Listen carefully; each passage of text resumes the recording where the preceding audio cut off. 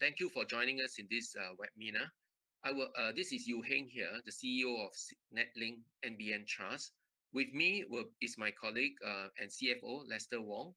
Both of us will go through this presentation and we will be happy to take any questions that you may have.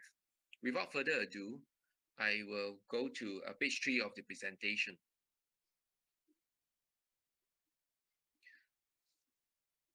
We just announced our first quarter Q1 FY21 results. That is for the period 1st of April to 30th June this year, Q1. Revenue is 89 million. That is a 3.3% less than the corresponding period in FY20. But EBITDA, our cash flows, is up 3.4% at 68.8 million. We have a healthy cash balance and the gross debt remain about the same at 666 million. Moving on to the next page.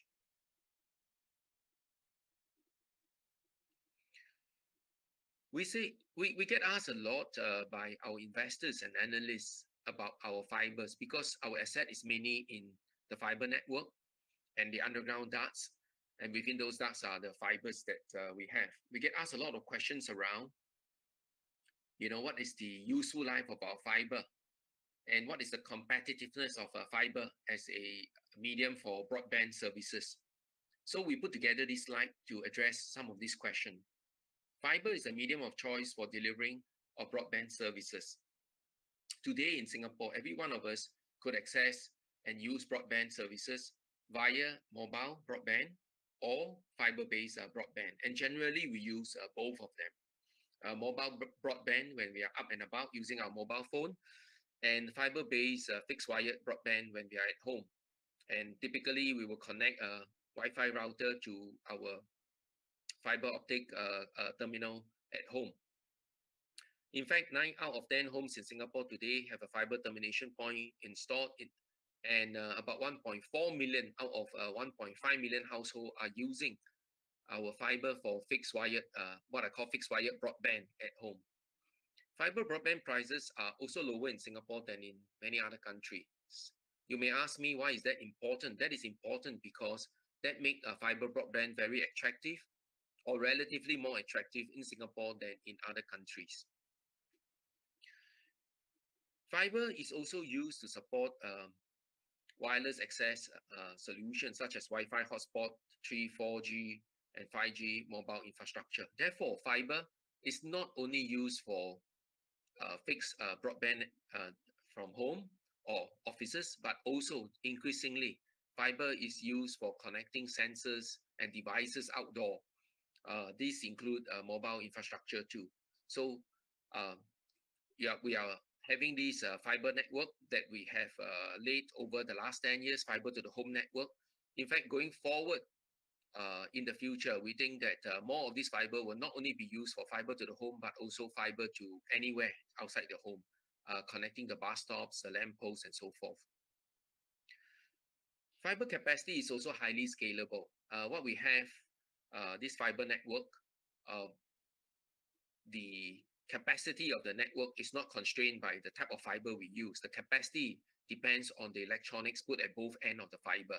So once we upgrade the electronics at both ends of the fiber could be used to transmit and carry more data. Next page, please. Okay, here's a financial snapshot. Sorry, Annabelle. Okay. Oh, here's a look at our network. Sorry, I think we have jumped the slide a bit too quickly. This is an important slide for us, and it explains our business very well, actually. If you look at the left, starting from the left, we have a Netlink central office. We operate from 10 of these central offices across the island in Singapore. So you will find this central office you will find one on Bedok, one in Ang Mo Kio, one in Jurong West, and so on. From each of these locations, it will serve a certain geographic area. So with 10 of these central offices, we cover the entire island. From each central office, we will have underground ducts going into various buildings, and within those underground ducts will be the fibers going into the buildings. So with our extensive network today, we serve 1.428 million residential end user. We also serve about 47,000 non-residential end user. And right now we have about 1,700 outdoor connection connected by our fibers. Next page, please. Okay, we said our business model is resilient. In the earlier slide, you have seen that we have 1.4 million residential end user. And that group of end users contribute about 66.5% of our total revenue for Q1 FY21. And the non-residential connection contributed about 8.3% of our total revenue. And the other connections, embed, we call it embed. Embed means non-building address point. These will be connections to any location in Singapore that does not have a postal code. We call this embed. And then we also provide some other fiber connections, point-to-point connection, and so forth. Added together, this make up about 70% of our total revenue. So 70% of our total revenue comes from fiber connection. Another 8.3% of our revenue come from the leasing of our underground dark space to Singtel, 8.3%. So you look at this, from our fiber network, we derive more than 80% of our total revenue from our fiber network. And all of these are regulated under a regulatory asset-based framework. We call it a RAP framework. On the right-hand side, you will see installation revenue and diversion revenue. 2.4% installation revenue and 1.6% diversion revenue. Both of these are activity-based revenue. Let me give you a quick example. Diversion revenue would be, say, for example, LTA wants to build a train station. They would require us to move cable away from that location. So this will be what we call diversion jobs. And we will charge LTA for those diversion jobs. So these are diversion revenue. You can also see that it is 1.6% in Q1 FY21 because it's affected by COVID. Typically, our diversion revenue will make up about 3 to 5% of our total revenue. So for Q1, for this particular Q1, we are having less diversion job because obviously because of the effect of COVID, there's less construction activity around the island in Singapore. Likewise, for installation related revenue, because there's less installation that we can carry out because of the lack of construction worker from the period April to June, and therefore we have recorded lower revenue. Moving to the right-hand side, we have co-location and other revenue as well as central office revenue. These two revenue streams are basically from the leasing of space in our central office to telcos. So if you look at our business model, it is a very resilient model because a large part of it comes from residential connection, non-residential connection, basically fiber connection. So a large part of our revenue comes from providing fiber connection. Another part of it, more than 10%, comes from the leasing of space. And the activity-based revenue, although they are affected right now by COVID, in general, they are quite recurrent too. Although less predictable, but they are recurrent. Recurrent is because this activity, construction activity, continue to be there in round the year because there's a lot of construction activity across the island in Singapore.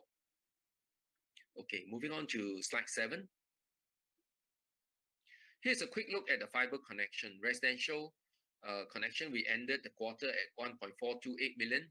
Non-residential, we ended the quarter at 47,000. And non-building address point, 1,700. We also shown on this slide 430 point-to-point segment connection. So overall, I think healthy level of connection numbers. Right now, I think I'll hand over to Lester. He will take you through the financial slides. Thank you, Yu Hing, and good evening to all. As you saw from the earlier slide, we have a large proportion of revenue that's actually recurring in nature. And so the recurring revenue increased in this quarter versus the last corresponding quarter by about 3 million. But this was offset by the impact of COVID-19, as Yu Hing had mentioned earlier, from installation related as well as diversion revenue. So just to add on, I think installation-related revenue also had some access issues in terms of access into homes or other commercial premises, etc. So revenue was down 3.3%. And this mainly comes from the activity-based revenues. EBITDA is a number that we focus on because it's the best proxy that we have for the cash that this trust can generate for distribution. Now, EBITDA, as you can see, was higher by 3.4% in spite of lower revenue, and this came mainly from the inclusion of government relief grants, such as job support scheme grants as well as property tax rebates. So our EBITDA was boosted by that. EBITDA margin was much higher than that of the corresponding period because we had a higher proportion of revenue that we get from these recurring connections, so residential connections mainly, and also from government relief grants. Depreciation and amortization, as you can see, takes up a very large proportion of our cost structure. Of course, this is non-cash in nature. And as far as the rest of the costs and expenses is concerned, it is mostly semi-fixed in nature as well, because our expenses, other than the operating and maintenance ones, which are also largely quite stable, the other expenses include things like your property tax, staff costs, systems related costs, and very little variable costs in our structure, in our cost structure. So we ended the quarter with 12.9% increase in PBT. Moving on to the next slide. These are just some key numbers in the balance sheet. We have a outstanding gross debt of 660 million. And out of this 666 million, 510 million is a term loan facility, which was due to mature in March of 2021, but we took the decision to enter into a one-year extension for this loan, and hence it will then mature on March 2022. So it takes the pressure off us to need to refinance. Just to add that if you read our announcements, we have also established an MTN program, and that gives us, diversifies our options to be able to draw on the debt capital markets in order to refinance or to finance our capex.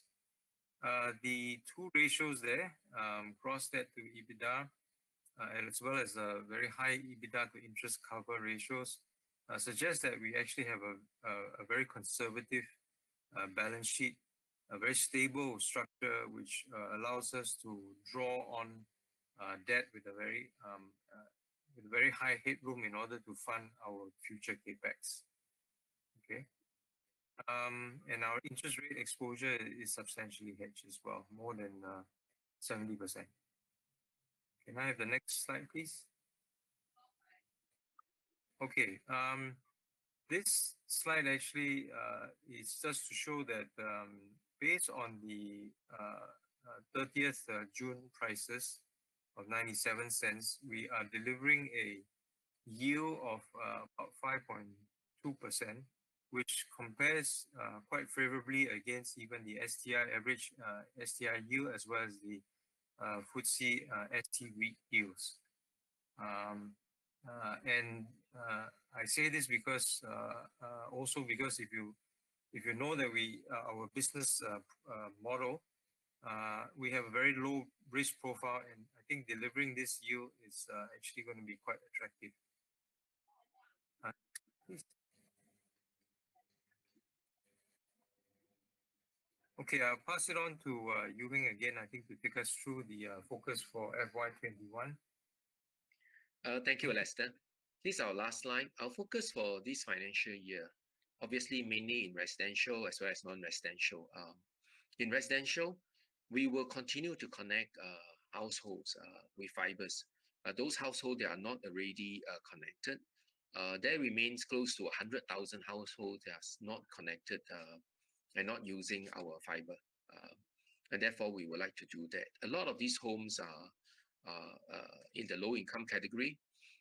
So we are also working with the regulator to provide them with grants or subsidy. These grants and subsidies are administered by IMDA, but we are facilitating and prioritizing connection to this home as long as they request for such connection. We continue to focus on new homes that are being built. Singapore historically at about 25,000 homes a year. So that should continue roughly in that range, or we expect that to continue.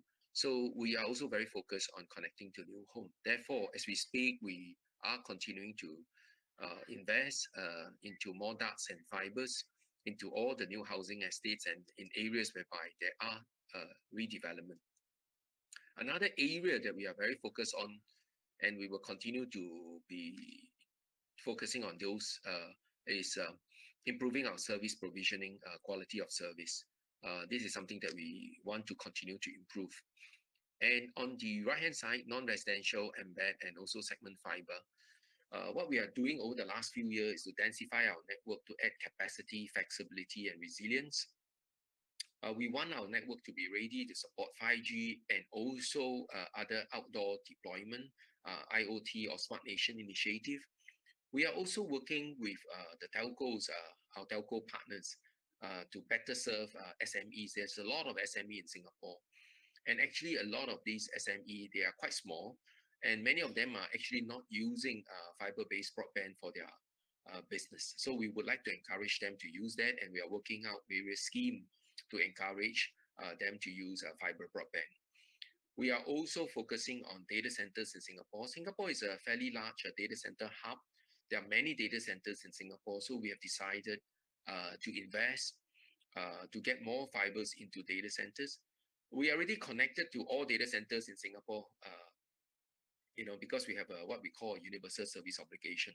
So we connect to every building in Singapore. But what we are saying here about improving our presence in major data center is that we want to put more fibers into the data centers, negotiate with data center operators to streamline the rules so that their tenants could get our fibers more easily.